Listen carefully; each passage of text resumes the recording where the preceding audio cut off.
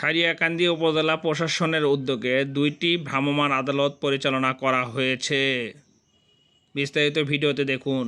আর বগুড়ার সারিয়াকান্দিতে গত সকাল শুক্রবার ভ্রাম্যমাণ আদালত পরিচালনা করেন উপজেলা নির্বাহী অফিসার সোমায়া ফেরদৌস। এই সময় উপজেলার নার্সি ইউনিয়নের কুপতলা নামক স্থানে বাঙালি নদী হতে অবৈধ বালু উত্তোলনকারীদের বিরুদ্ধে অভিযান পরিচালনা করা হয়, কিন্তু ঘটনাস্থলে কাউকে না পাওয়ায় তাই তাৎক্ষণিকভাবে বালু উত্তোলনে ব্যবহৃত পাইপ ধ্বংস করা হয়। এছাড়া সারিয়াকান্দি পৌর এলাকায় একটি ফার্মেসিতে মেয়াদ উত্তীর্ণ ওষুধ রাখা দেয় 5,000 টাকা জরিমানা করা হয়েছে।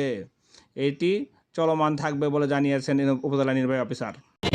আমরা উপজেলা প্রশাসনের পক্ষ থেকে অভিযোগের প্রেক্ষিতে আমাদের ঊর্ধ্বতন কর্তৃপক্ষের নির্দেশনা মোতাবেক আমরা কুপতলাতে যাই, নার্সি ইউনিয়নের কুপতলা নামক স্থানে যাই। তো ওখানে ঘটনাস্থলে গিয়ে কাউকে পাওয়া যায় নাই। তো আমরা বালু উত্তোলনের সাথে যে পাইপ যেগুলো ছিল সেগুলো ঘটনাস্থলে ধ্বংস করে আসি।